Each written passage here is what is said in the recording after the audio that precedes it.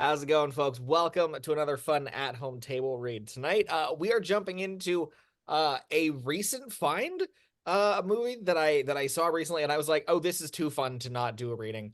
A film called Murder by Death. I can't wait to see how this one's going to play out in reading form.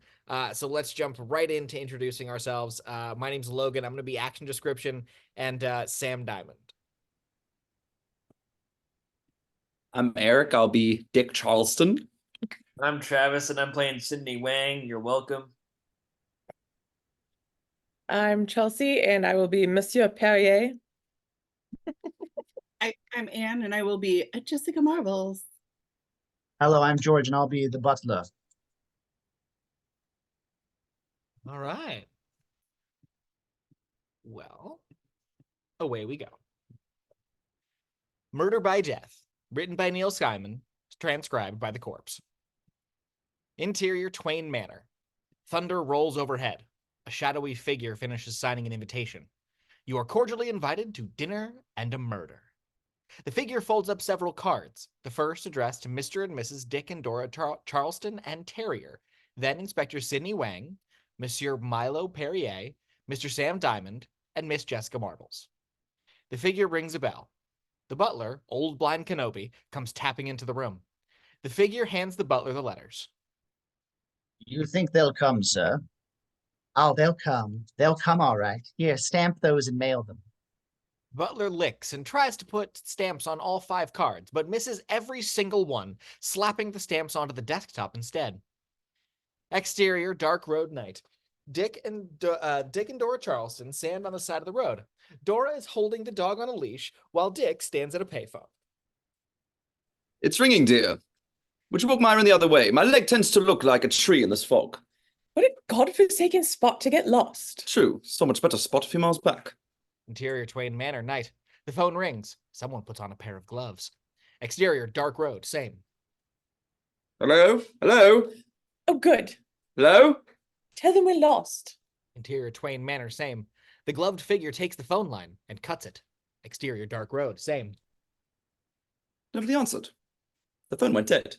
Then why did you say hello? Funny, I could have sworn. What, Dickie? Sounded as though somebody snipped the wire. Really? What did it sound like? Snip. He hangs up the line. Exterior, dark road, elsewhere. Another car drives through the fog. Some bogger, Pop! I've already heard the weather report. Drive, please. Interior car, same. The car is being driven by Willie. In the passenger seat is Sidney Wang, famous detective, and Peter Sellers in Yellowface. Yikes. Oh, sweet. Boy, it's as thick as pea soup. Not a soul around for miles. You know what I think, Pop? Perfect place for a murder. Conversations like television set on honeymoon. Unnecessary. Interior Twain Manor, same. The gloved figure reaches the door and tests it. Silent. So they unscrew one of the bolts, leaving the door with an audible creak as it opens. Exterior, dark road, same. Hey, where are we going anyway, Pop? And who is this Mr. Twain who invited you for the weekend? And what did he mean by dinner and a murder? Questions are like athlete's foot. After a while, very irritating. Wang hears a dog barking. To stop car, please. What's wrong? Stop car, please. To shut engine off, please. Listen. I don't hear nothing. What do you hear? Double negative and dog. So it's a dog. So what? If I'm not mistaken, dog belongs to Mr. Dick Charleston. Who's Dick Charleston? I am, thank you. Dick leans down next to the open window. I say, you don't happen to have seen a little white, Wang? A white Wang? Good heavens. Sidney Wang, what are you doing in this forsaken spot? No doubt, same as you, looking for bridge that led to home of host, Mr. Lionel Twain. Twain. Fuck him. You two, huh? Must be important to invite 2 such eminent detectives. Excuse, please, to introduce Japanese son Willie. Hi! Japanese, but I thought surely you... Mrs. Wang and I could never have children. Willie adopted number 3 son. My pleasure. Be careful on this road. It's treacherous. Treacherous road like fresh mushroom. Must always... Willie drives away. Idiot, not finished mushroom story. You are an idiot. Interior, another car, same. Perrier, styled with signature Poirot mustache, eats a candy bar in the front seat. His valet, Marcel, drives. It should be noted that Marcel has a crazy thick French accent. Well, I'm sorry, Mr. Perrier, but I can see nothing. This fog as I thicken as some French word.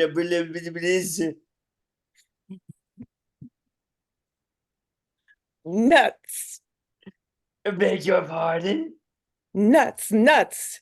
There are no nuts in my chocolate. That stupid imbecile in the shop. Give you raisins when I ask you to get me nuts. He didn't have any nuts. The man in the shop? That's the reason I took the raisins. Oh, never mind.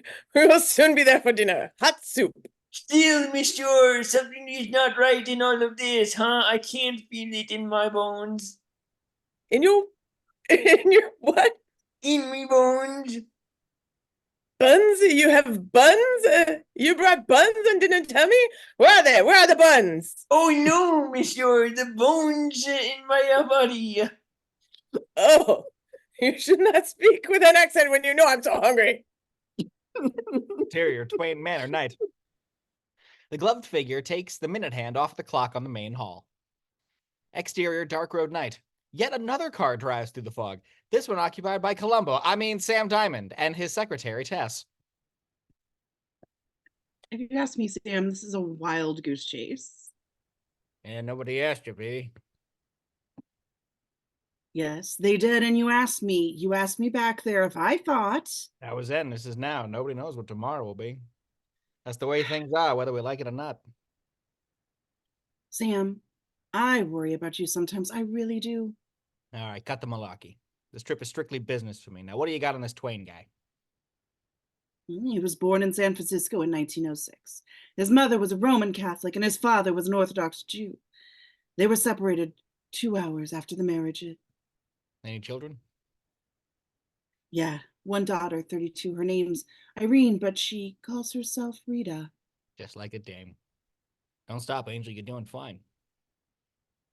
Arrested in 1932 in Chicago for selling pornographic Bibles. The DA couldn't make the charge stick and the church refused to turn over the Bibles. There's nothing on him until 46 when he was picked up in El Paso, Texas for trying to smuggle a truckload of rich white Americans across the border into Mexico to pick melons. He was sent to Dallas State Hospital for mental observation. I think we picked ourselves a queer bird, Angel. Anything else? Oh, yeah, and get this, Sam. Lionel Twain was one interesting physical characteristic. He has no pinkies. No pinkies. You mean Twain only got 8 fingers? No, he's got 10. He's just doesn't got any pinkies. You did your homework good, Angel. Thanks, Sam. Where'd you dig all that stuff up? Oh, I wrote Twain and asked him. Good thinking. The engine sputters and dies. What's the matter? Wouldn't you know? Out of gas. Oh, I saw a station about 5 miles back, Sam. Sam pulls a gas tank out of the back of the car. I want you to know I'm going to be waiting for you, baby. Tess gives him a frustrated look before leaving the car. Exterior, dark road, night. Holy shit, another car. What is this, Clue? This car approaches a rickety bridge. Oh, wait, it's the Wangs. False alarm. Here's the bridge, Pop. Doesn't look safe to me. One way to find out. Drive across. Wang steps out of the car. Well, aren't you gonna come with me? Weight of 2 men may be too much for bridge. Then why do I get to drive the car? 'Cause I smart enough to get out first. Wang bows and a gong sounds. Wow. Willie drives across the bridge, which, despite losing pieces, seems to be holding up.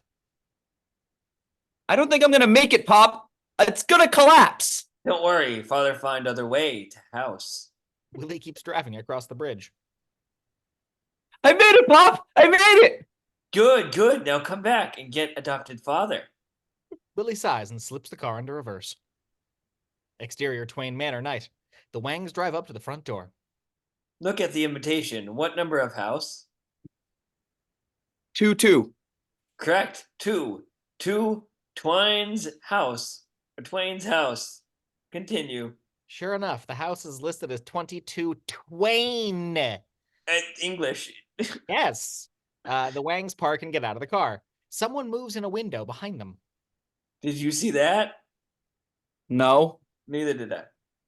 Above them, gloved hands wrap around a stone gargoyle. The Wangs step onto the front porch.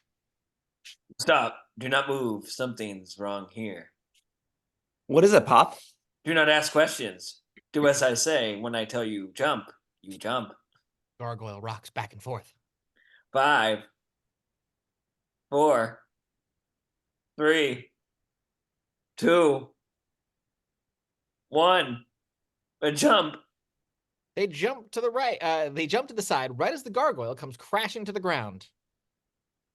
Holy Shanghai! Nice counting, Pop. How did you know? Look on ground. They both look onto the step. There are chalk outlines of shoe prints on the step. Ha! Even had correct shoe size. Someone go great trouble to make welcome guests not so welcome. Ring bell, please. Are you nuts, Pop? Someone's trying to kill us. Yes, should make exciting weekend ring, please. I wish it was Monday morning. Well, here it goes.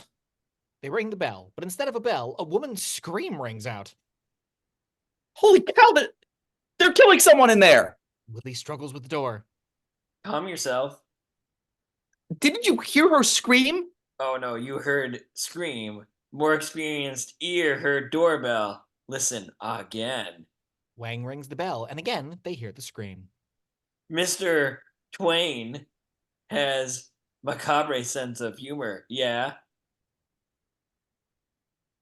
Interior Twain Manor night. Thunder rolls as the butler makes his way towards the front door. He opens it. Good evening. We've been expecting you.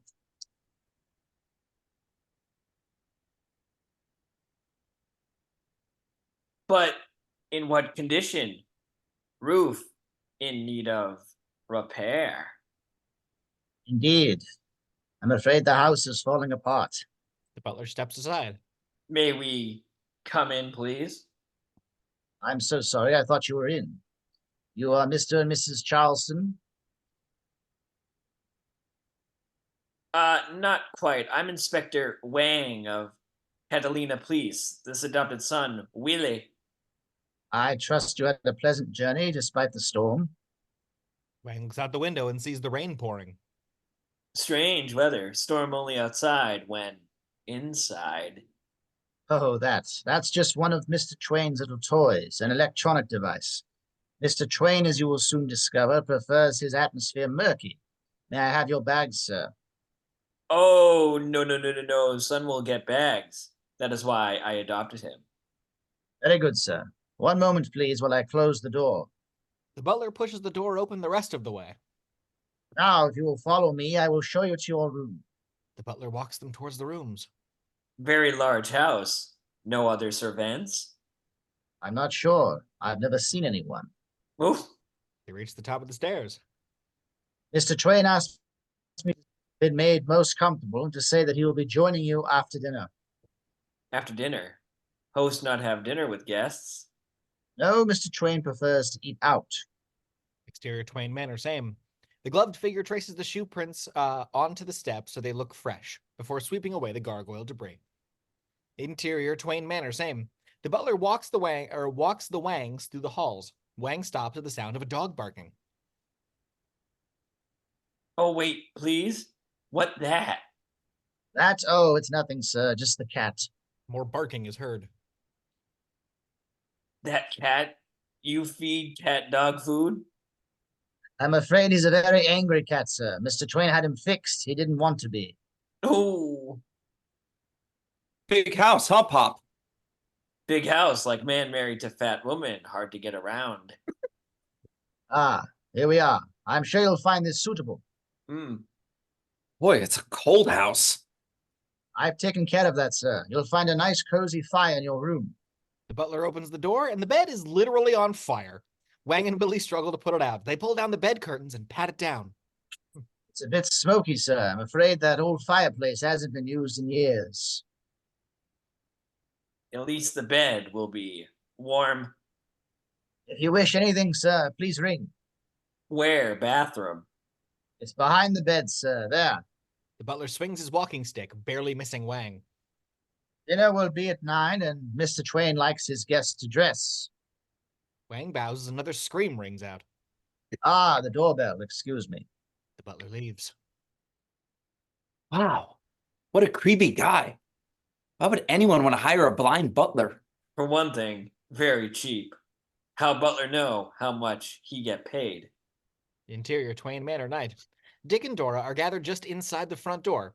Dora is trying to steady herself. Dick hands her his always present martini. Drink this, darling. You'll feel better. If Myron hadn't barked when he did, we never would have seen that statue falling.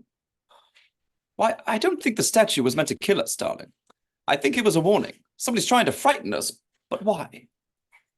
Whatever his reason is, he's doing a wonderful job. Why the devil hasn't anybody answered the door? Dick walks over to the doorbell. Oh, don't ring it again, Dickie. Knock, don't ring. I won't, I promise. Thunder rumbles. Dick and Dora see rain pouring on the window, so Dick closes the front door. Myron, the Charleston's terrier, starts grumbling, noticing something. What is it now, Myron? Up there, Dora, look! They look up and see the butler coming down the stairs. A blind butler.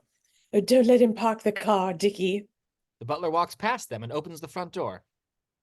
Good evening. We've been expecting you. We let ourselves in. Thank you. Dick and Dora Charleston. Good evening. We've been expecting you. The butler closes the door and starts to head upstairs. Your room is ready if you'll just follow me, please. Myron growls. Oh, don't mind him, ma'am. It's just the cat. Charleston's follow. We left our luggage in the trunk. I'll get it later, ma'am, when I park the car. Dick and Dora share a look. Was that Mr. Wang's car I noticed out front? Yes, they're resting now in their room. I have taken the liberty of putting you in the same wing as Mr. Wang. Oh, isn't that nice, darling? We're in Wang's wing. Dora looks at the art on the wall, barely missing the moving eyes of one of the paintings watching her. Not many people come to the manor these days. It's nice to hear guests again. Thank you. You are? Benson, mum. Thank you, Benson. Oh, no, Benson, mum. My name is Benson, mum. Benson, Mum. Yes, sir. James, sir. Benson, mum. James, sir. Yes, sir. James, sir Benson, Mum. Yes, sir. How odd. My father's name, sir. What was your father's name? Howard. Howard Benson, mum. Your father was Howard Benson, Mum? Leave it be, Dickie. I've had enough. Ah, here we are. The late Mrs. Twain's room. She died in here. Oh, dear. Died of what? She murdered herself in her sleep, sir. You mean suicide? Oh, no, it was murder, all right. Mrs. Twain hated herself. We keep this room locked. And why is that? Mr. Twain loved her very much. He's kept her room just as it was the night she choked herself 9 years ago. Butler opens the door to a large room, practically covered in dust and cobwebs. Madame loved it here. She said it was the cheeriest room in the house. Dora sees a mouse scurry across the bed. Ah, the doorbell. That was Mrs. Charleston. I thought she was up here with us, sir. I am, and I will not stay in this horribly filthy room overnight. Filthy. Very well, madam. I'll attend to it during dinner. Thank you, Benson, sir. Mum. What? Benson, mum. Butler bows to Dora. Ma'am. The butler exits. Dick walks over to one of the dusty chairs and swipes it with his finger. Baking flour. What? This dust is baking flour, and these cobwebs candied sugar. All placed here recently for the sole purpose of frightening us, and that mouse, honestly, mechanical toy. Dick picks up the mouse from the desktop, chuckling to himself. Silly. What is? I am. He opens his hand to see a very real mouse. It's real. Dora screams as Dick tosses the mouse away. The mouse squeaks as Dick finishes his martini. Exterior, Twain Manor, night. Perrier's car pulls up. Interior, Perrier's car. Stop the car, we are here. I knows we are here. That's why I stopped the car. Open my door. You have the chocolates on your face. What? The candy bar, it's all over your face. Imbecile, that is my mustache. Look at it, the see. Perrier licks at the brown smudge and tastes chocolate. Wipe it off. My hands are sticky. Hold it still, please. Marcel wipes the bit of chocolate off of Perrier's chin.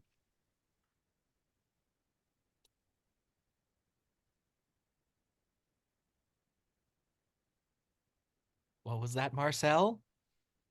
Being French is sloppy. Aye. Interior, Twain Manor, kitchen, night. The butler straightens dishes, but is distracted by a knock at the door. As he crosses the kitchen, he hears a woman scream. All in good time. He reaches the kitchen door and opens it. Yes. The cook walks into the kitchen and past him. Who's there? Who's there, I say? The butler closes the door. Oh, filthy neighborhood. Interior, Twain Manor, night. Perrier dusts himself off as Marcel lies on the floor. Didn't I say jump? Un, deux, trois, jump, I say. Why don't you listen to me? Oh, leave me alone. Sloppy. Perrier steps inside and is startled by another roll of thunder. Perrier and Marcel look back outside. It's bone dry. Interior, Twain Manor, night. Twain Manor, kitchen, same. The butler locks the door and accidentally runs into the cook. Who are you? He awkwardly feels at her face. Oh, you must be the new kitchen cook. I hope you can cook. She looks in her purse. Answer me. Speak up. She holds up a piece of paper. My name is Yetta. I cannot speak or hear. What's that? I can't hear you. A little shy, are you? Never mind. The butler walks her over to the table. They will be 10 for dinner. Here is the menu. He holds up the menu. She pulls out another piece of paper from her purse. Also, I cannot read English. This note was written for me. Signed, Acme Letter Writing Company. She looks at her note, confused at its contents. Is that understood? Dinner will be at 9. When I want you, that bell on the wall will ring 3 times. All right, get to work.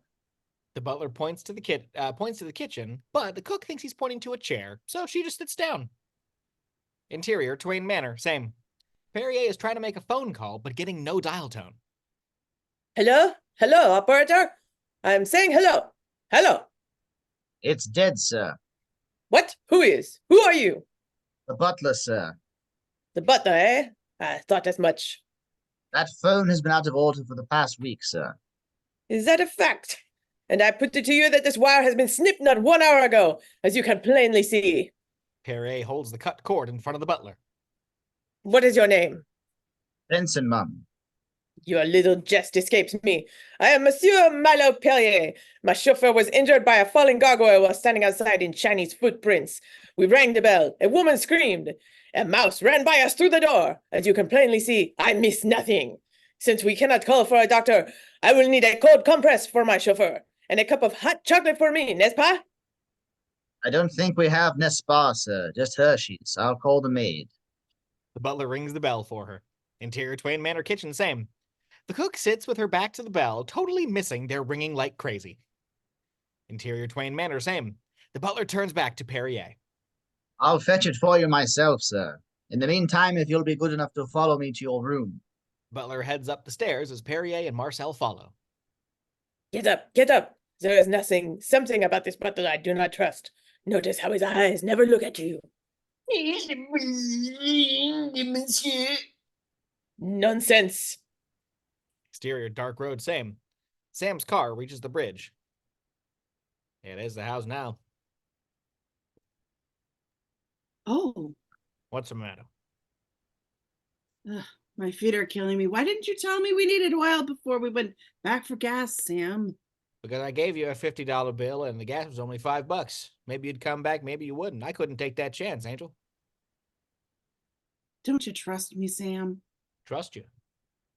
Last time I trusted a dame was in Paris in 1940. Said she was going out to get a bottle of wine. 2 hours later, the Germans marched into France.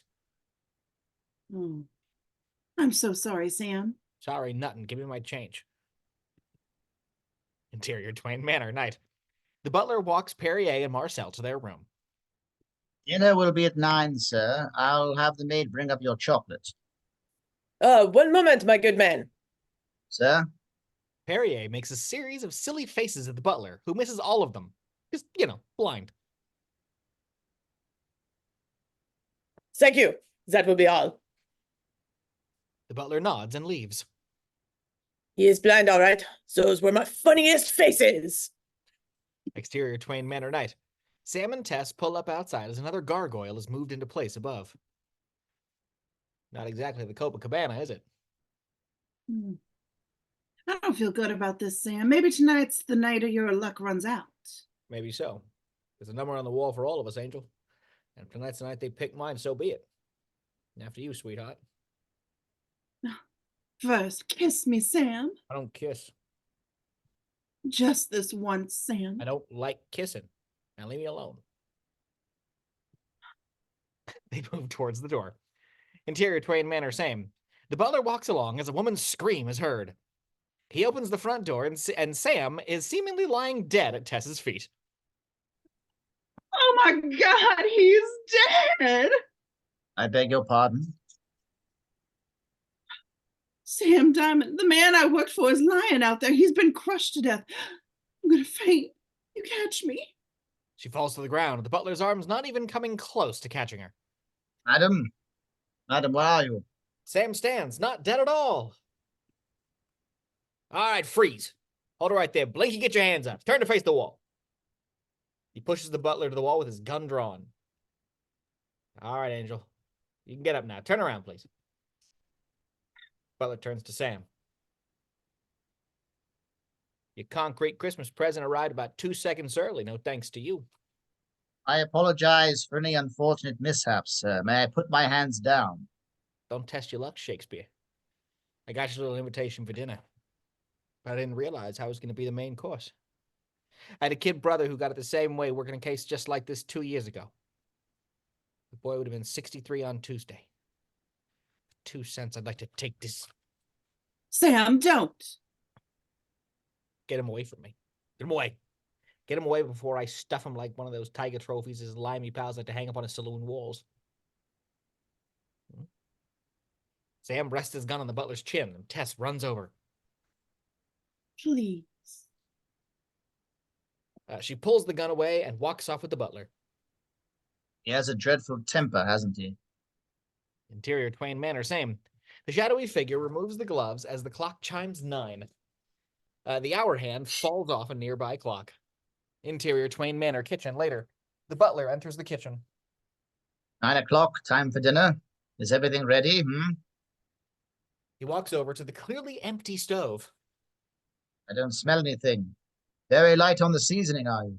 Put the soup in the tureen and keep the squabs on the low flame. I'll serve cocktails. When you hear the bell, bring out the chilled asparagus and turn up the flame on the squabs. Have you got that? He pulls out a bottle of booze and the cook shakes her head. He takes the bottle and leaves the kitchen. Interior Twain Manor moments later. Dick and Dora leave their room.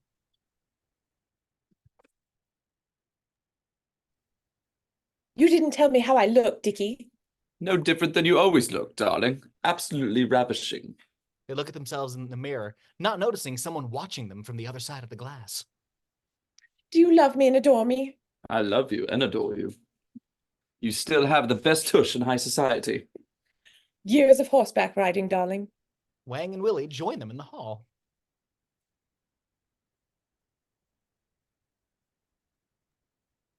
Getting to the bottom of things, Charleston. Ah, Wang! Darling, you remember. Of course. Nice to see you, Wang. Always pleasure, Mrs. Charleston. What a beautiful gown. You must tell me where you got it. This. An old dress. Had it for years. Pleased to meet adopted son, Willie. Perrier and Marcel come out of their room, joining the group. Ah, East meets West in a most bizarre setting. Perrier, Charleston. I didn't know you were invited. You know Wang? Ah, yes. I had the pleasure of dining in Shanghai many years ago with Inspector Wang. Hong Ching Chu Kao Dong Wu Fang. Wow. Oh, you remember, yes. You had Hog Chin Shu, and I had cow during Wu Fang. My wife Dora, Inspector Perrier. Très charmant. Perrier kisses her hand and coughs. I'm sorry, our room is so dusty. My fault, I should have blown first. May I present my secretary chauffeur, Marcel Cassette? Marcel bows. Recovered from your accident, Marcel. Oui, monsieur, but how did you know?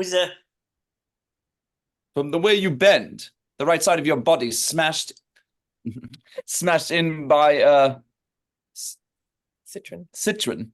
I imagine. I also thought I detected a slight metallic sound, which leads me to believe that you had an artificial hip put in. Steel? Aluminum, you're as quick as ever, Charleston. And you, Mr. Charleston, did not approve of Mrs. Charleston's dyeing hair blonde. I beg your pardon. Mrs. Charleston's hair red.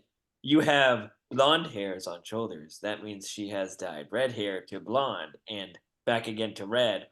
Or else you have been. They simply look at him. Oh, so sorry. Wang is wrong. Shall we go to dinner, please? Sorry, one more time there? Should we go to dinner, please? Ah, thank you. Yes, they all start down the stairs. Hey, Pop, you sure put your... Shut Japanese mouth. Interior Twain Manor, moments later. Must be simply ghastly to have a hip removed. Does it hurt? It only hurts in damp weather. Thunder rumbles. Marcel screams and falls down the stairs in pain. Are you all right? Pay no attention, you'll only spoil him. Get up, get up. As I was saying, Mr. Charleston, Hey, Pop! treacherous road like fresh mushroom. Hey, Pop! I know dogs stick tongue out of picture. Wang turns back to dig, ignoring the very real tongue sticking out of a portrait nearby. Treacherous road like fresh mushroom. The tongue retracts. Interior Twain Manor sitting room moments later. The group looks at a death mask mounted on the wall. He's a charming fellow. African death mask. Died in some tribal ritual, I should think. Wonder where others are. Others? What others? Invitation to do dinner and murder finally clear to Wang, with appearance of Monsieur Perrier. Perrier. Perrier. It's Monsieur Perrier. I'm And sorry. it is obvious that only the world's greatest living detectives are on the guest list. Except one. 5 of us, to be exact, darling. 3 already here. 2 have not yet arrived. Miss Jessie Marbles of England and Mr. Sam Diamond of San Francisco. See, I know who you all are. The lady here in the rented dress is my secretary and mistress, Miss Jess Skeffington. Oh, Sam, don't. I'm sorry, sweetheart. Miss Skeffington doesn't really like it when I'm so brutally honest, but then again, we're all in a brutal business, aren't we, gentlemen? Never consider murder to be business, Mr. Diamond. Is that right, Mr. Wang? Well, maybe not for you, seeing as how you put all your money into vegetables back in the late 30s. Maybe our friends here don't know that you own over 50% of all the bean sprouts and bamboo shoots down on the Chinese mainland, so you folks can imagine how much chicken chow mein goes into Mr. Wang's pot each year. Am I getting those figures right, Angel?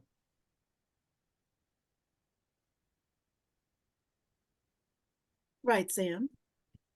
I don't see what this has to do with anything. Well, for you, Mr. Perrier, you work both sides of the big drink.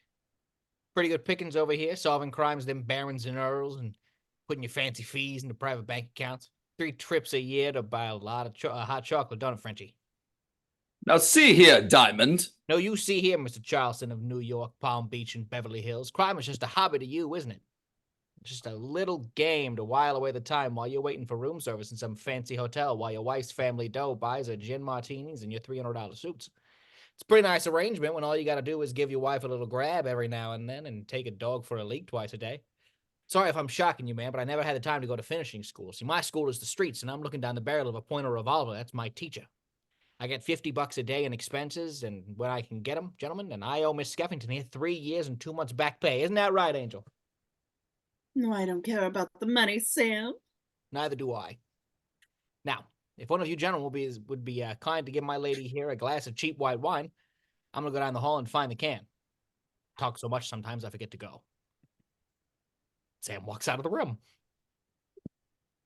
Oh, please excuse Sam. He was shot in the head last week. He shouldn't even be out of the hospital. Well, if you ask me, I think the fellow's pretty damned honest. Dicky language. Miss Jessica Marbles, our nurse. The butler steps aside, and a woman comes in, pushing another older woman in a wheelchair. Wang walks over and addresses the older woman. Oh, Mrs. Marbles. So we finally meet. I've admired you ever since I was tiny little detective. Oh, thank you, Mr. Wang. I am Jessica Marbles. This is Ms. Withers, my nurse. She's been with me 52 years, and I have to take care of the poor dear now. Are you all right, Miss Withers? Wang looks confused.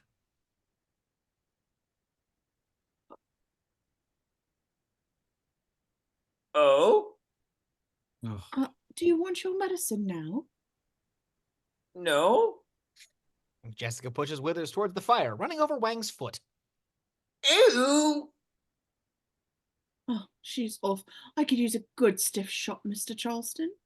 I believe the booze, as you call it, is your department. My pleasure, madam. Sam re-enters. Hey, who's the old geezer? Sam! Jessie, baby! Sam Diamond! They hug. As they turn, Dora notices a hole in the back of Sam's jacket. Mr. Diamond, you have a bullet hole in your back. You should see the other guy. They all hear a man groaning. Quiet, please. Observe strange sound. Another loud groan.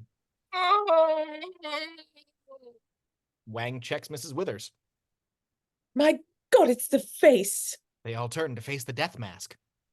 It's coming from the face. Actually, he's going through his final moments of death. What could it mean? It means dinner, sir. We have no gong. They all finish their drinks and follow the butler out of the room. Interior, Twain Manor, dining room, moments later. Dick taps his knife on the side of his glass. Ladies and gentlemen, I would like to make a toast. Our host, Mr. Lionel Twain, is indeed the most unique man. Point 1, he has succeeded in gathering the world's 5 greatest detectives to investigate a crime that has not yet been committed. Point 2, he has set traps for us. A bridge that almost collapses, falling statues. Does he mean to kill us? Certainly not yet. He could have done that at any time. He's merely trying to whet our appetites for the game that is to follow. Point 3, why 5 detectives instead of 1? Because he intends to take us all on. Ladies and gentlemen, a feat that no criminal mind has therefore attempted.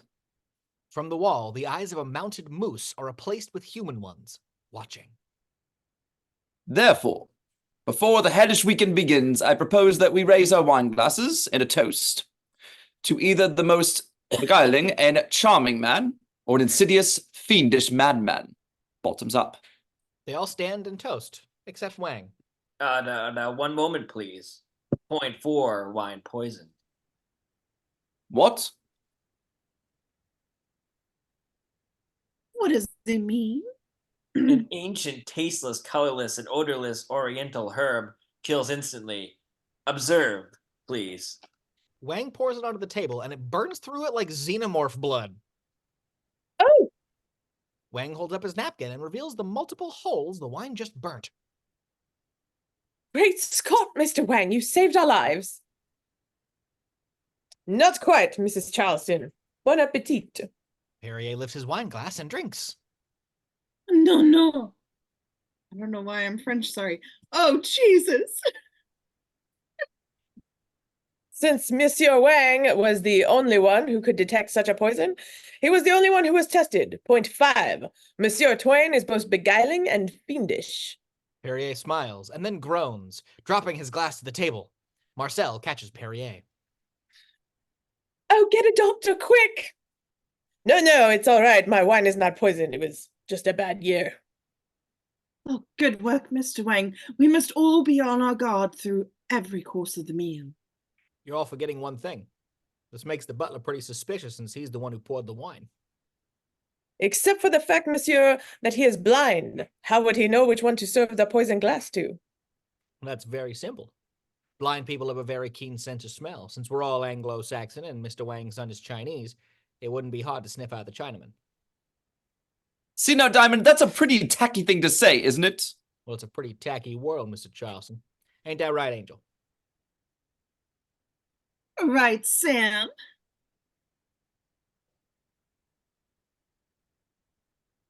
Quiet, please. I said right, I Sam. said quiet, please. Butler approaches. Indeed he does, walking through the door with a soup tureen. I apologize for the delay. I seem to be having some communication problems with the cook. Who poured the wine? Mr. Twain, sir.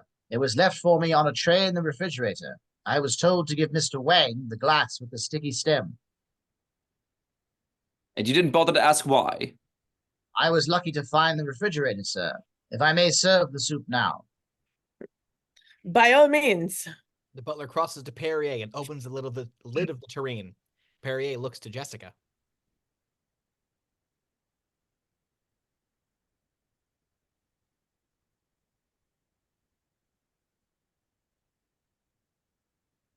Perrier looks to the butler. Oh, yes, I am famished. The butler takes 2 big scoops of nothing out of the tureen and pours them into Perrier's bowl. The butler starts to move to the next person. One moment. Where's the soup? Your dish, sir. There is nothing in my dish but my dish. I don't understand, sir. Here, take the spoon. Taste it for yourself. The butler takes a spoonful and realizes nothing is in the bowl. I see what you mean, sir. If you'll excuse me, I'd better have a little talk with the cook. The butler exits. Murder by starvation. Maybe that's his game. What do you think, Sam? I don't know, Jess. Why don't we ask the moose on the wall? He's been watching us since we came in.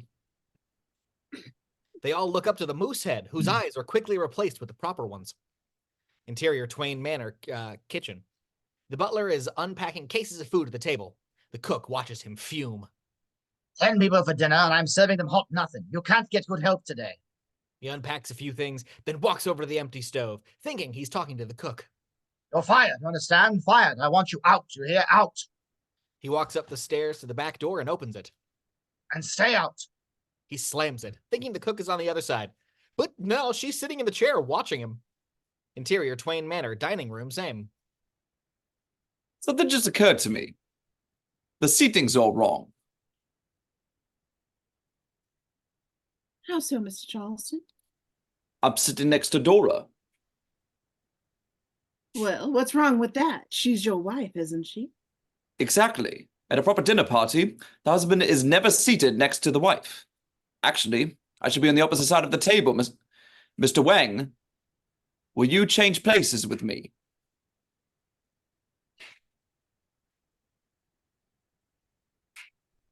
Now, Mr. Charleston. Now, Mr. Wang. Dick and Mr. Wang Charles? stand, and as soon as they do, sharp swords stab down onto their chairs. Just as I thought. Another test that could have cost us our lives. Saved only by the fact that I am enormously well bred. Luckily, it wasn't me. I would have been chopped liver by now. As Dick and Willie pull the swords out of the chairs, the lights go out. They all clamor in the dark. Silence, please. Do not panic. No person move from place. Someone just came into the room. I hear footsteps. Oh, God. Wait, quiet, everyone. I smell something. What is it? Good God, Franks and beans. I'm afraid that's all we have, sir. Oh, Dickie, don't. You know how I get when you touch me there. Not me, darling. I got my hands in my pockets. Oh, I'm afraid those are my pockets. Oh, sorry about that. Dickie, behave yourself. A voice echoes through the darkness. Good evening, ladies and gentlemen. I'm your host, Lionel Twain. The room is suddenly filled with a psychedelic 60s lights, and with the push of a button, the rest of the room illuminates, revealing Lionel Twain, played by, no shit, Truman Capote. Good God, what an entrance. Oh, a bit theatrical, Mr. Marbles, but I do so love illusion. Please forgive my hat. I'm losing my hair. I thought Twain was an older man, say 72, 73. 76 to be exact, Mr. Diamond. How do I look so young? Quite simple. A complete vegetable diet, hours sleep a night, and lots of makeup. I trust you've all been made comfortable. Comfortable, Mr. Twain. Do you call poisoned wine and near decapitation comfortable? No, I call it inspiration. You still have not explained the various mechanical and culinary attempts on our lives, Monsieur Twain. Merely games, Monsieur Perrier. Pitting wits with you, so to speak. You pit your wits with me, little man, and you won't have your wits to pit with, you know what I mean? Oh, Sam, you're spitting on the nerves. Sorry, old lady. Crazy broad should be in bed. Monsieur Twain, we have been here nearly 4 hours, and there has not been a hint of hot dinner or a cold corpse. I must therefore bid you adieu. I bid one adieu as well. No one is leaving this house. Twain pushes a button on his chair, and the entire house locks up, shutters sliding across windows. What meaning of this, Mr. Twain? I will tell you, Mr. Wang, if you can tell me why a man who possesses one of the most brilliant minds of this century can't say his prepositions are articles. Mr. Wang, what is the meaning of this? That's what I said. What meaning of this? The meaning of this is that I have decided to prove beyond a shadow of a doubt that the greatest living criminologist in the world is sitting at this table, and you are all looking at him. No, don't look at each other. Look at me. I'm the greatest. I'm number one. Yeah, to me, you look like number 2, you know what I mean? What does he mean, Miss Skeffington? I'll tell you later. It's disgusting. In all your various adventures, messieurs and madames, not one of you has ever had an unsolved murder. Your reputations exist on this single fact. But what would the world say if the 5 greatest living detectives found themselves trapped in a country house at the weekend, shut off from the outside world, only to discover a dead body on the floor, stabbed 12 times in the back with a butcher's knife, and not one of you able to solve the crime? You mean murder? Dora, please, we're talking shop. Yes, murder, Mrs. Charleston. On the stroke of midnight, someone in this house is going to be viciously murdered. Left out small detail, Mr. Twain. Who victim? Who is the victim? That drives me crazy. Uh-huh. Sounds like a short ride to me. Does it, Mr. Diamond? Well, we shall see who is sane and who is crazy around here. Mr. Wang, the victim is here at this very table, at this very moment, and so too, ladies and gentlemen, is the murderer. Murder who? Oh, yes, dear. We're going to have a lovely murder. Why don't you push a wheelchair down the driveway? We got business here. You say you know who's going to get it? Intimately. And you know how the crime is going to be committed? Definitely. And exactly what time murder to take place? The murder, precisely. Mm-hmm. Well, I know it's none of my business, but doesn't that mean that you're the murderer, Mr. Twain? No wives. I refuse to discuss this with wives. But Dora's quite right. Our fingers do seem to point to you. Not much of a challenge, I'd say. Shall I make it more interesting, Mr. Charleston? $1 million to the one who solves the crime wagered against your reputations. $1 million in tax-free cash, in addition, all the paperback rights and the film sale.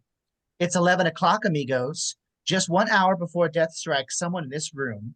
See you at midnight. Toodaloo. Twain pushes another button and the lights go out. See here, Mr. Twain. The lights return. He's gone. No, he's not. He's down there. Sam points to the other side of the table. There sits Twain. You're fast, little bunny rabbit, ain't you?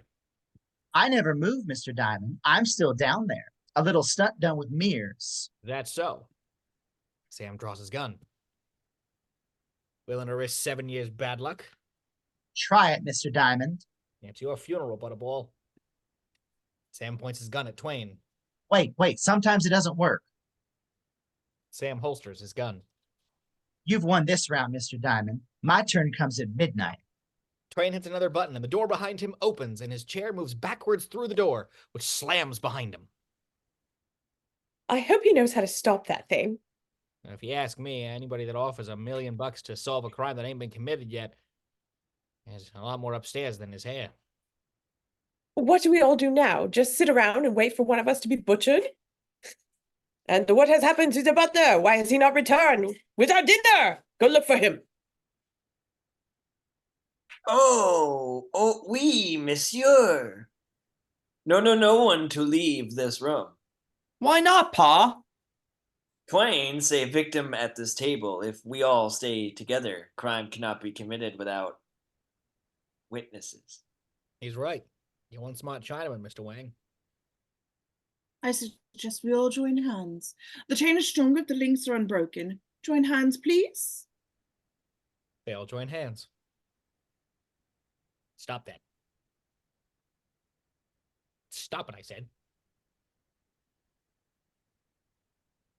Well, what is it, Diamond? The nurse has given my palm the finger, the dirty old broad. Naughty Miss Withers. Miss Withers giggles. The door to the dining room opens, and in walks the cook, who screams silently. Good God. What is it? Look. The cook screams silently again. The cook mimes a dead body.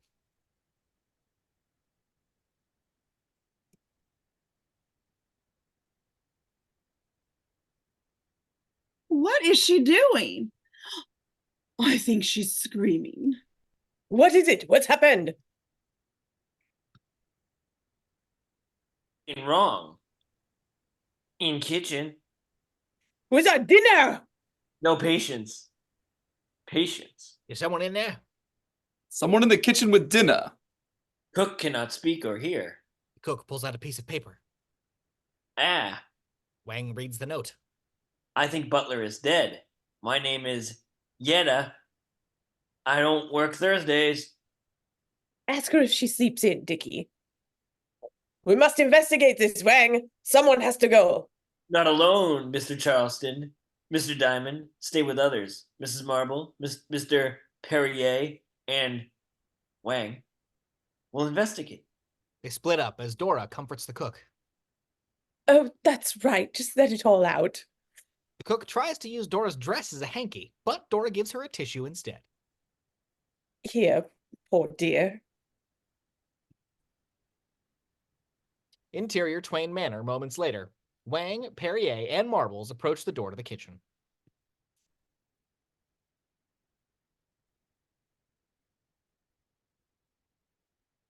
Sorry. Careful, Wang. Ah, Fingerprints. where? Yours. Here, take my handkerchief. Wang takes it and uses it to open the door. Interior Twain Manor, kitchen, continuous. The three walk inside to see the butler lying face down at the table.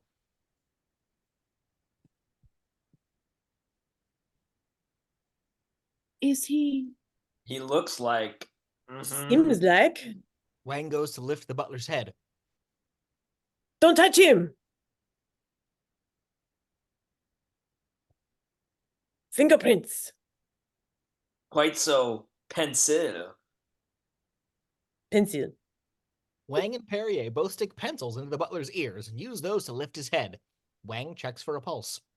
No pulse, no heartbeat. If condition does not change, this man is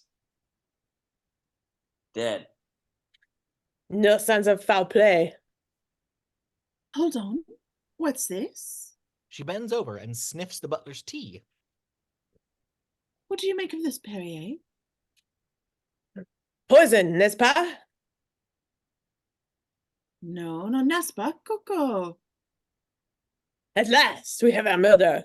Not quite. Twain say murder victim sitting at our table. Butler not at our table. Butler only killed to divert us from real murder still to come. The butler falls back over onto the table. Look! Wang and Perrier turn to face her. One of the knives is missing. The butcher's knife, I'll wager. The butcher's? The Wang? That means the others are still in danger. What is exact time, please? Oui. Perrier pulls out his pocket watch. 11:31 and 56 seconds. 57. 58. Tell me when to stop. 59. 60. 28 minutes to main murder. Quickly back to dining room. Must all be together at midnight. Wait a minute. Perrier picks up the butler's dead hand. Handkerchief? Perrier pulls out a pocket square and uses it to pull a piece of paper from the butler's hand. What is it? A bill. Everything he has been arranging for tonight. The butler, the cook, the food, the dining room chairs, everything. You mean? Yes, this entire murder has been catered. Interior Twain Manor. Moments later, the three leave the kitchen. It's Twain's doing. The man is mad.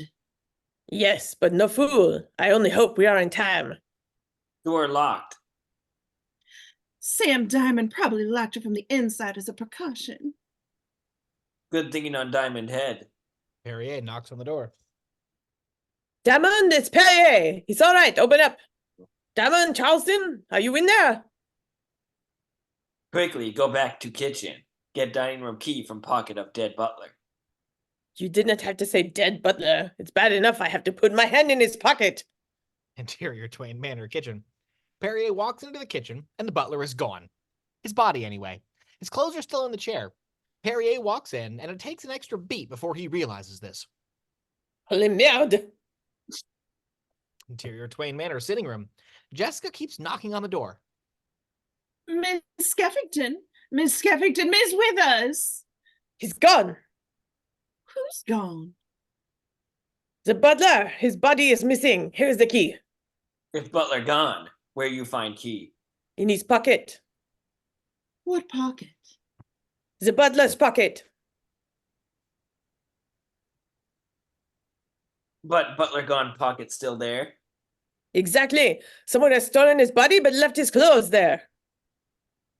Quickly, open the door. Something is very wrong here. Eh. They unlock the door. Interior Twain Manor dining room. They walk in and are shocked to find an empty room. Hello? Where is everyone? Room filled with empty people. I'll try the other door. Perrier tries the other door in the room. It's locked from the inside. Strange, both doors locked from inside, yet no way out. I don't like it. I don't like it one bit. I like it, but not understand it. The moose still watches from overhead. Maybe other way out of room, secret passageway. Wang starts feeling at the walls. Wrong. There are no secret passageways, Mr. Wang. You spoke? No. Not me. I spoke. Ah, their voice come from cow on wall. Moose! Moose, you imbecile! Where are they? What have you done with the others, you short madman? Aha, stumped already. Need some clues, Monsieur Perrier? Clues? I need no clues from you. I find my own clues, you demented lollipop. Calm yourself. Man who argue with cow on wall is like train without wheels. Very soon get nowhere. Oh, be quiet. I'm sick of your fortune cookies. Oh man, who is sick of fortune cookies? Did you hear what I just said? Is it like so many Chinese restaurant? I just said I was sick of fortune cookies. He gets sick of Quiet. Please. cow talk again. In need of a hint, Miss Marbles? You all mistake what you assume. They never left the dining room. Count the numbers 1 to 10, turn the knob, and try again. What the devil does that mean? They never left the dining room. Certainly they did. Do not mistake what you assumed just now. Quite counting wrong, huh? What for? We assume Mother's not here, but Cal say they are in dining room. Let us look once more. Interior Twain Manor, moments later. They leave the dining room. Please close door, Mr. Perrier. I cannot see what possibly. Please quiet 7, 8, 9, at 10. Miss Marbles, be so kind as to open door, please. Jessica opens the door. Interior Twain Manor, dining room. They open the door, and everyone is back. Where were you, Wang? We was worried.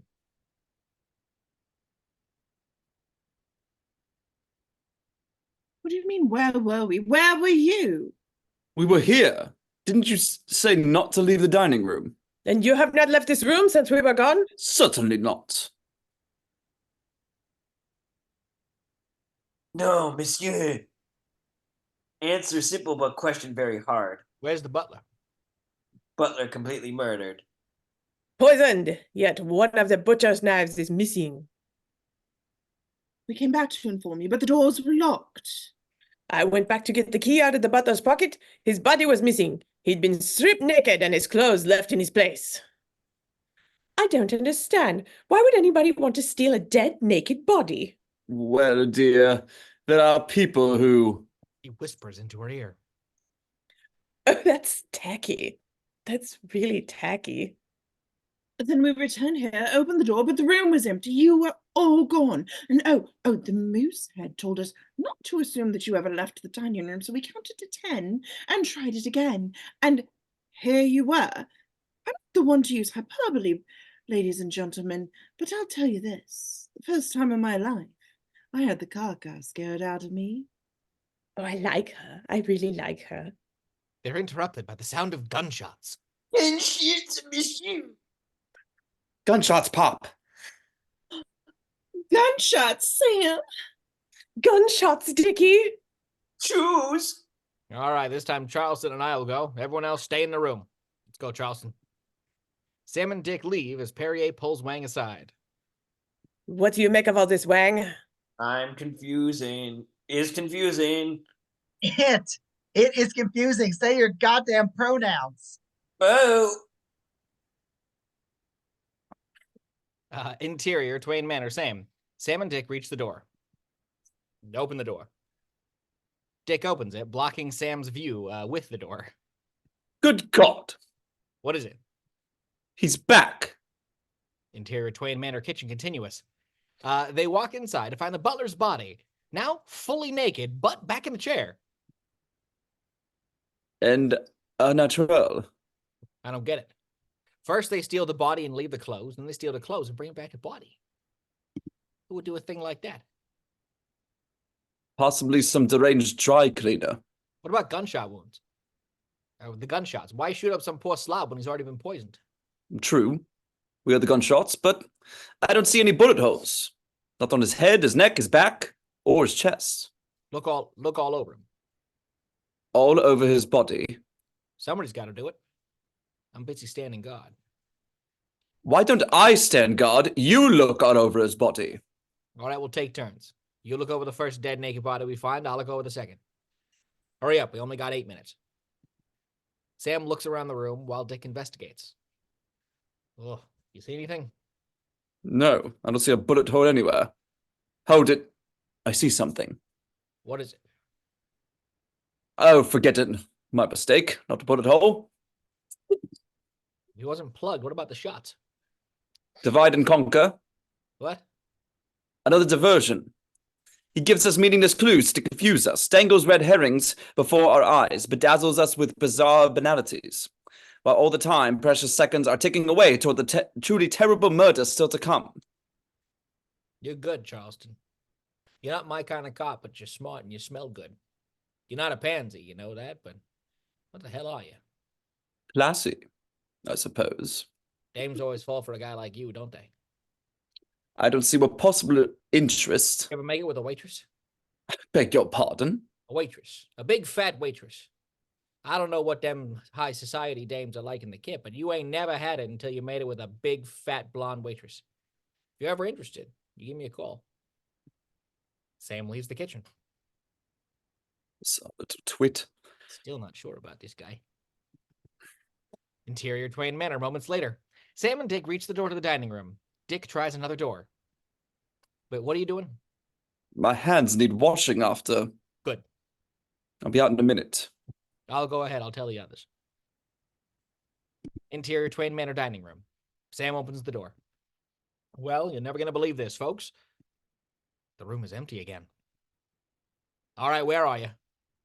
The hell is going on here? Charleston, wash up later. We got problems. Sam tries the other door.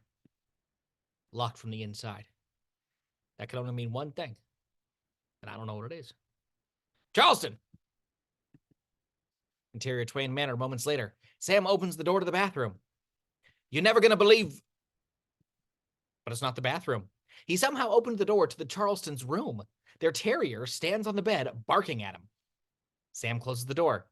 After a beat or two, he opens it again to see Dick standing at the toilet. I said I'd be out in a minute. Sam closes the door. He turns back towards the dining room and sees the door is closed. I don't remember closing that door. Sam draws his gun and opens the door to the dining room. Perrier stands there, facing him. What happened? Interior Twain Manor dining room continuous. Sam peeks inside. What were the gunshots? Did anybody leave this room since we were gone? So it happened to you too, Mr. Diamond. Where's my Dickie? They gave her a look. Sorry, where's my husband? 2 minutes to midnight in case anyone is interested. It ain't possible, I'm telling you. 8 people in the dining room can't turn into an empty room unless... Unless what, Sam? Unless it never happened. I see your point, Diamond. When is a dining room filled with people, not a dining room filled with people?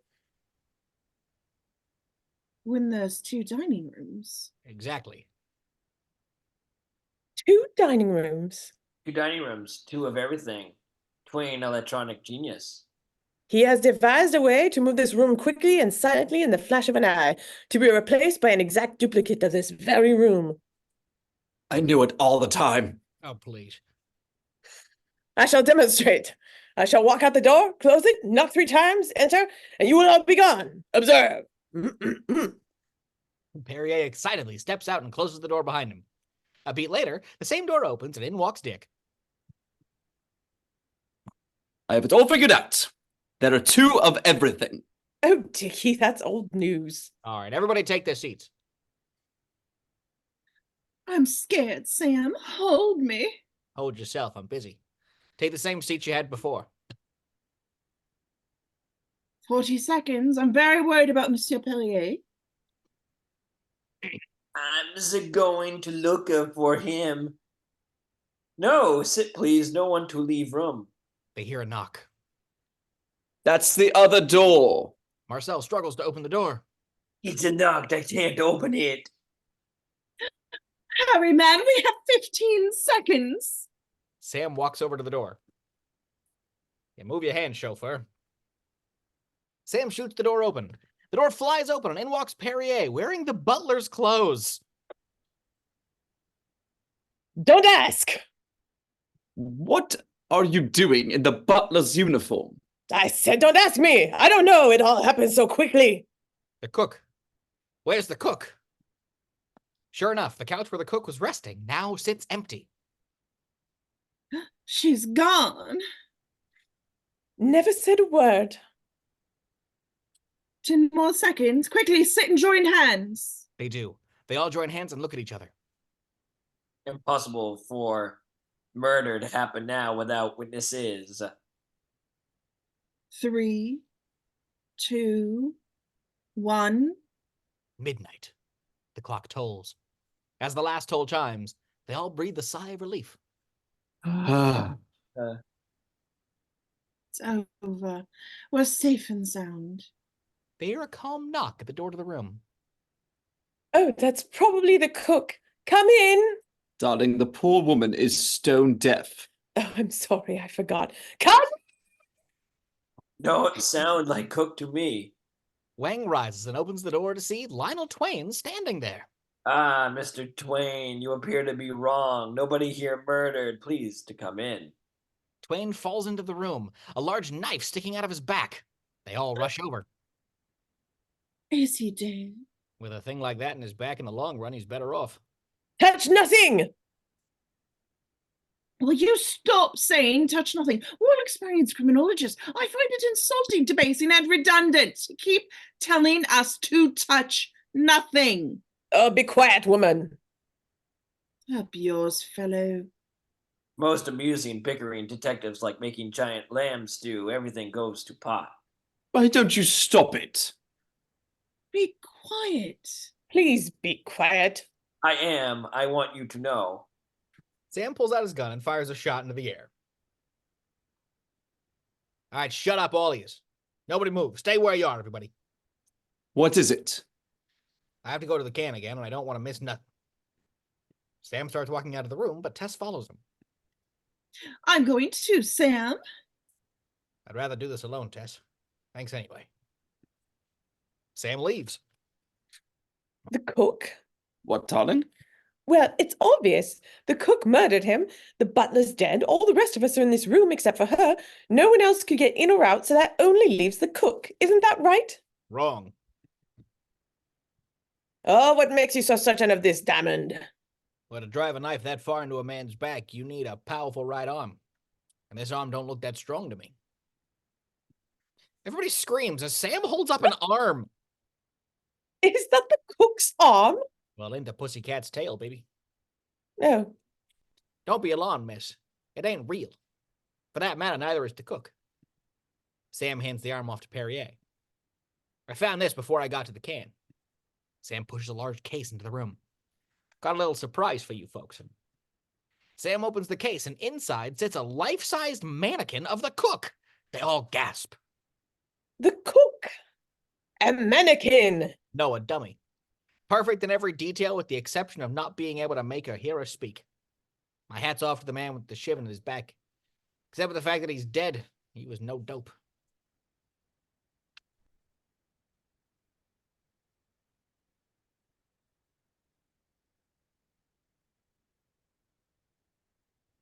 Nice going, Sam. Thanks, Tess. I hope you all realize that someone in this room is a murderer.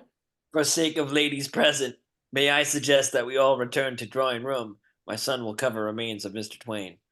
Why do I do all the dirty work, Pop? Because your mother not here to do it. Come, please. They all leave the dining room. Interior Twain Manor sitting room. The detectives gather around the bar cart, each grabbing for a bottle. Dick walks a few martinis over to Dora as thunder rolls. Been getting a headache, Dickie. Isn't there some way of turning off that ridiculous machine? Maybe some gadget outside the window. Dick opens the window and is hit in the face with falling rain. Sorry, darling, it's raining this time. I suggest we get down to business and sort the facts. It is now 12:30 Sunday morning. The doors and windows will automatically open at dawn, and one of us here will be $1 million richer. And one of us will be going to the gas chamber to be hung. One, Monsieur Perrier. Why not two? We all have associates. Why not 4 or 6 or 8? I don't trust any of you. Maybe I'm just a patsy being set up to take the fall, but I'm not falling for any of you, understand? Not even me, Sam. Why don't you fall in love with a Jap kid and get off my back? Can we get back to case? Please, time is late and my eyes are getting tired. I thought they always looked like that. Race! Whoa! Wow. Knock it off, Sam. My apologies. Knock it off. Yeah, this case is getting on my nerves. I'm sorry, Slanty. Yes. Thank you. Now then, please, Vax, Mr. Twain predicts murder, also predictions victim to be at dining table, correct? Correct. I'm sorry, darling. This is official. Correct. Also predicts murder. Sorry. To take place at midnight and predict number of Stab wounds. How can this be if he not in collaboration with murder? Murder. What if Twain did it himself? Mad at himself. For what possible reason and how? Well, the motive is simple. Ego. If we were to solve this crime, he would indeed be named the world's foremost detective, and with an ego like this, the fact that he had to go die for it would be a small price to pay. As to how any man who can create this chamber of electronic marvels would certainly be able to devise a machine that would stab himself in the back 11 or 12 times. That was wonderful, darling. I'm so proud of you. Let's go to bed quickly. One moment, please. Very interesting theory, Mr. Charleston, but you overlook one very important point. And that is? It's stupid. It's most stupid theory I ever heard. Do you have a better one? Oh yeah, much better one. You see, I've been doing my homework, Mr. Charleston. For example, I have information that your wife's portfolio of stocks was seriously depleted in latest financial crisis. In short, you are flat broke, Mr. Charleston. You have been borrowing money for over 2 years at 17% interest from Mr. Lionel Twain. Broke, Dickie, is this true? I didn't want to tell you now. Darling, I was saving it for your birthday. $1 million would buy a great many tight suits, would it not, Mr. Charleston? Now see here, Wang. What, dead broke, Dickie? Almost, darling. I have $1.17, and some stamps. But I did not murder Lionel Twain. Now you do believe that, don't you, darling? We'll talk. We'll see. It could have been any of you. Each and every one of us was out of that dining room at that one time or another, giving ample opportunity to commit that crime. As for motives, there's more than ego and cash involved. For example, revenge. Meaning what, Mr. Charleston? Meaning that I'm not the only one here that had past experience with Mr. Twain. Did you know that he was quite a ladies' man in his day? Are you suggesting that someone here Was at one time in love with one Lionel Twain? As a matter of fact, he was engaged to and jilted Miss Jessica Marbles. Mon Dieu! Jesus H. Christ. Jilted 54 years ago at the altar. Left her there in that same baggy tweed outfit. Is this true, Jesse? I was not jilted. I walked out on him. He wanted to fool around before the wedding. And being the lady you are, you refused. Not completely, but it got out of hand. He was horrid, but I didn't kill him. That's good enough for me. What about you, Frenchie? I'm not a Frenchie. I'm a Belgie. And as for other motives, how about patricide? The killing of one's own parent? You mean that Lionel Twain was the father of someone in this room? He wasn't my father. He was my uncle. He was very good to me. He would take me to the circus and give me candy, and we stopped going when I was about 26. I'm sorry, Sam. 26? What the hell kind of circus was it? Forgive me, but I was talking about patricide, not unclecide. Mr. Twain may have been your uncle, Miss Skeffington, but he was the illegitimate father of Monsieur Sidney Wang. It's not true. I was adopted. I have my papers. That is why I have adopted all my children. I was wondering about that. Oh, he loved me very much, but he was not very observant. One day when I was 19, he called me to his study, noticed for the first time I was Oriental, and kicked me out of the house. I could have been Killed him, Monsieur Wang? as easily as you, Mr. Perrier. Lionel Twain killed the only thing you ever loved, Mary Louise Cotil. The name hits Perrier like a sack of bricks, and he fights back tears. Your sweetheart? My poodle. He was a most cruel man. Monsieur Twain would come to France every season to hunt poodles. The day they brought her bloodied sequin collar to me, I vowed one day I would... Knock him off. Yes, gladly if I had the chance, but I did not. Someone here beat me to it. So there's more than one reason that we was invited here. Not only was Twain testing our skills as detectives, but we all have legitimate motives for seeing the old man in. I have not yet heard your motive, Mr. Diamond. My motive is unimportant. Let's just say that I hated him enough to kill him. You are a closed man, Mr. Diamond. You hide many things. Could it be that Mr. Twain discovered your secret? I don't know what you're talking about. We know difference, do we not, Mrs. Skeffington?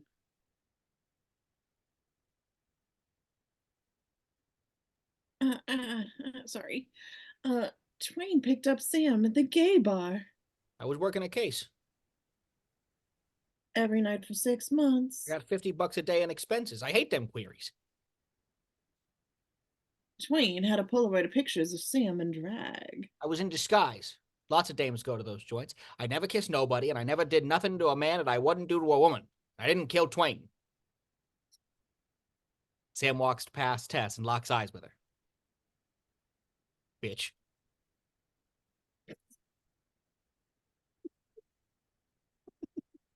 Most interesting. All had perfect motives of killing Twain. Wonder which one was one who done it. Eh. That hurt my brain. We still have the night to get through if anyone is going to solve this case. I say we all get a good night's sleep. And I suggest we all lock our doors. One of us is a mad killer, not to be trusted. They all glare at each other as thunder rolls again. Interior, Twain Manor later. Everyone shuts and locks their doors as the storm rages. A mysterious figure puts on black gloves. Interior, Twain Manor, Wang's room, night. Willie stretches before bed. He then turns off the light and jumps into bed with Wang. Pop? Pop? Pop? Yeah. Yeah? Who do you think is the murderer? Must sleep on it. We'll know in morning when to wake up. Well, what if you don't wake up? Then you did it. Go sleep, please. Good night, Dad. Should have adopted a pussy cat. A hiss is heard. Should I turn off the steam, Pop? The hissing continues. No steam. Someone just put deadly snake in the room. Wake me when it come near bed. Willie looks terrified as Wang lays there peacefully. Interior, Twain Manor, Charleston's room. Dick and Dora lie in bed together. I want you to know, Dickie, darling, that if you're the murderer, I still love you. I don't think it would be right for us to make love, but I'd still love you. No fear of that, my pet. Now, let's see what we have here. We have one missing dead naked butler, one host with a butcher's knife in his back, and one poisonous scorpion crawling up our sheets. They both notice a small scorpion on the sheets. Is that what that is? Yes, they can kill instantly. I suggest we don't move. For how long? Quite possibly the rest of our lives. Interior, Twain Manor, Marble's room. Jessica lies in bed with Miss Withers. Good heavens, I know who the murderer is. Miss Withers, I said I know who the murderer is. So Lviv, who? Yes, Miss Withers, the murderer is... Good God! Gas! I'm sorry, I can't help it. I'm old. Jessica sits up in bed. No, the other kind of gas, the kind that kills. Sometimes my gas. It's seeping in through the vent. Jessica pulls the help cord, but it does nothing. She jumps out of bed and heads for the door. It's locked from the outside. Help! Doesn't smell that bad to me. Jessica waves her off. Interior, Twain Manor, Diamond's room. Tess fixes her hair. She looks up and sees Sam putting on his pajamas, still wearing his hat. Sam puts on his coat. Did I do right, Sam, telling her about the gay bar? Perfect, sweetheart. They took the bait like a dumb halibut. Let them think I'm a pansy. While that bitch is suspecting me, one of them is going to let his pants down. Sam, why do you keep all those naked muscle-in magazines in your office? Suspects. Always looking for suspects. Tick, tick, tick, tick, tick, tick. What is that ticking sound I hear? A note slides under the door as the ticking continues. Sam picks it up and reads. That ticking sound you hear, Mr. Diamond, is a bomb in your room that'll go off in 30 seconds. Sign the murderer. Quick, Sam, the door. P.S. The door is locked. Sam tries the door. It is indeed locked. I'm sorry about this, Tess. And me owing you all that money, too. Oh, well, that's all right, Sam. What are we going to do? I got an idea. I don't know whether it's going to work or not. Quick, turn around. She turns away from him. I'm turned, Sam. Whatever you do, baby, don't turn back. She faces him. But Sam, if anything, Do as I say, Angel. She turns back around. I will, Sam. Good. Because I think I'm gonna cry. Tess hears Sam sobbing hysterically. Interior, Twain Manor, Perrier's room. Perrier is winding his pocket watch in bed. As he scooches under the covers, he's startled to see Marcel in bed. What are you doing in my bed? Well, there's no place else to sleep, monsieur. Sleep in the car, you chauffeur. Go, go, go, go. Oh, you are unfair. I will tell you, everyone, that you wear a toupee. They already know. Then why do you wear it? I didn't know that you knew. Certainly I know a terrible toupee. They hear an explosion. A bomb across the hall. Quickly, the door, the door. Marcel jumps out of bed and runs for the door. It's locked. I'm from the outside. Perrier looks at Marcel, puzzled.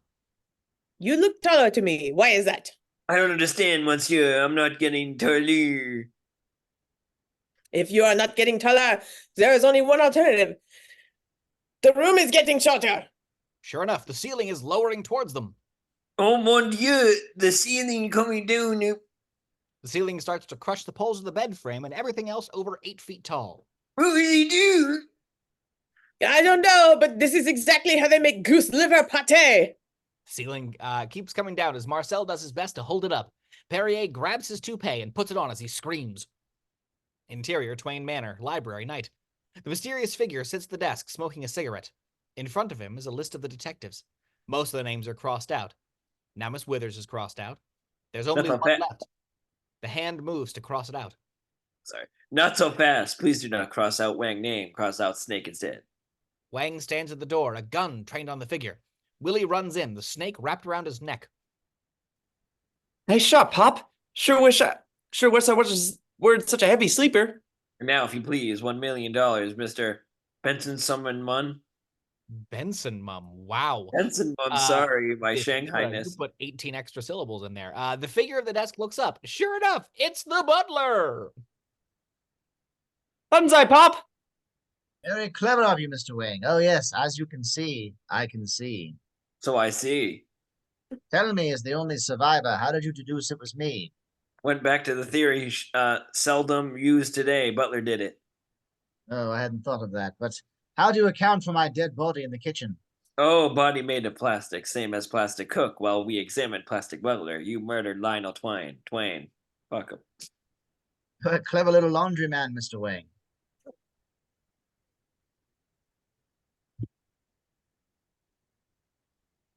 But not quite clever enough. Jessica enters, pushing Miss Withers. I'll take that $1 million, Mr. Benson Mum. Alias Irving Goldman. Irving Goldman. Oh, yes. Irving Goldman was the attorney of the late Lionel Twain. And Lionel Twain died 5 years ago. His body was recently discovered in Goldman's filing cabinet. Am I correct, Mr. Goldman? Yeah, correct, Miss Marbles, but how did you escape the poison gas? Oh, quite simple. I covered my mouth and let Miss Withers here breathe in all the gas. Miss Withers lets out a weak cough. Sneaky boo. Yes, dear, I know. The $1 million, please. I wouldn't if I were you, Goldman. Or is it Goldman? Dick and Dora stand at the door. Actually, it's Mr. Marvin Meltzer. Marvin Meltzer. Very good, Mr. Charleston, but how did you know? The butler rises and crosses to Dick and Dora. The bill in the dead butler's hand, stating that the entire weekend had been catered. Only an accountant would have held onto a thing like that. Dickie, get the money and let's go. In a moment, darling. Goldman was killed last month while skiing. He jumped 200 feet into a low-flying plane. Dickie, I can't wait much longer. You've not lost your touch, Mr. Charleston, but how did you elude the deadly scorpion? Oh, we didn't. He stung Dora. We have 15 minutes to get to the doctor. Could you explain later, Dickie? Let's go now. We'll make it, darling. Never fear. The prize money, Mr. Metzler. Belongs to me, monsieur. They turn to see Perrier and Marcel standing in the doorway. Marcel, being one of this world's strongest men, stopped your ceiling from crushing us at 4 feet 5 inches. It may be months before we are able to straighten up again, but the $1 million will buy a lot of back braces, eh? Miss Irene Twain, daughter of Lionel.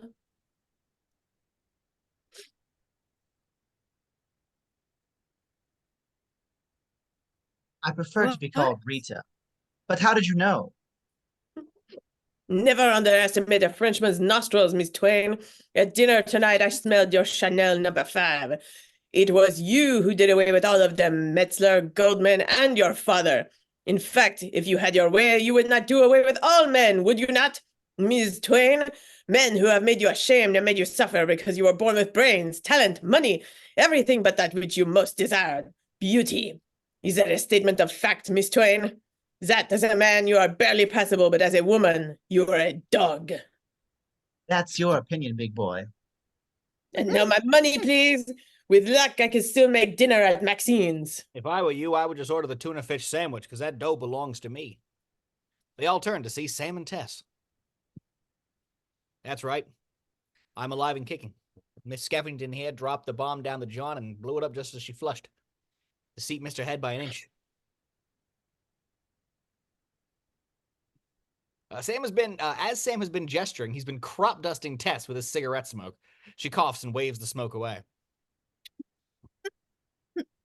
I'm all right, JJ. JJ? Yeah, that's right, folks. Yeah, she outsmarted us all.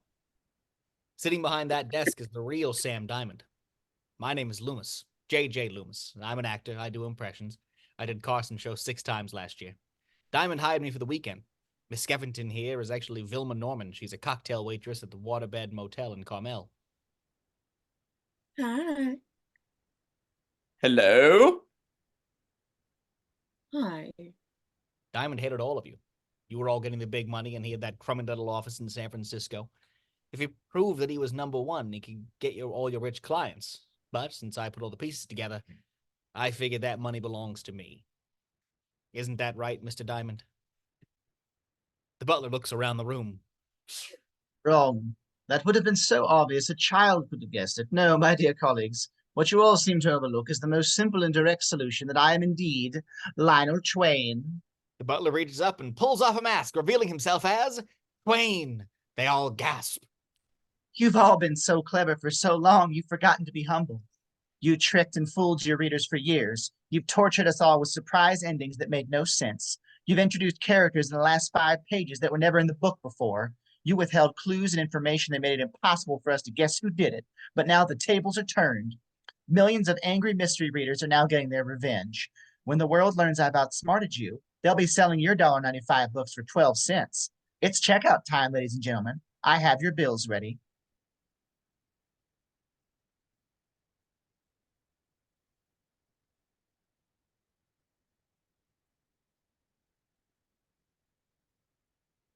What was that, Wang? I actually think I lost my spot. That's good enough. You can go on, Lionel. Okay. Credit cards will be accepted. Twain pushes a button and the entire manor unlocks. Exterior, Twain Manor, later. Everyone stands outside, loading themselves into their cars. Interior, Charleston car, night. Then even the scorpion was a fake? Everything.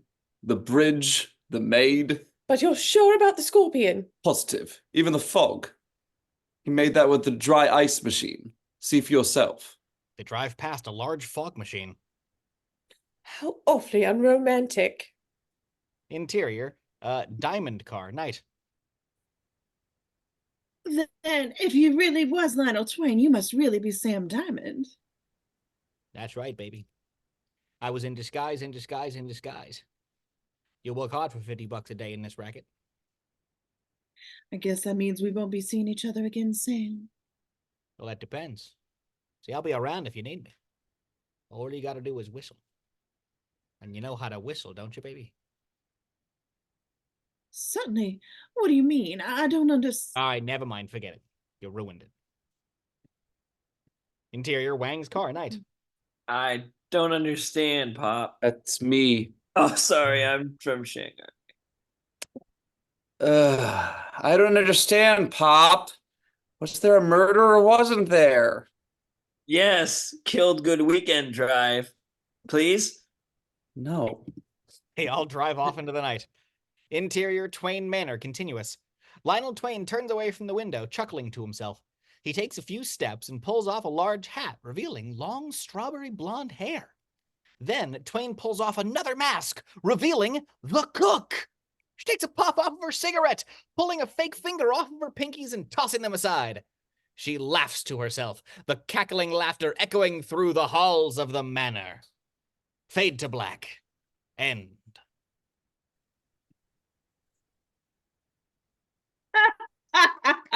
And that, ladies and gentlemen, is Murder by Death. Thank you so much for joining us on this one.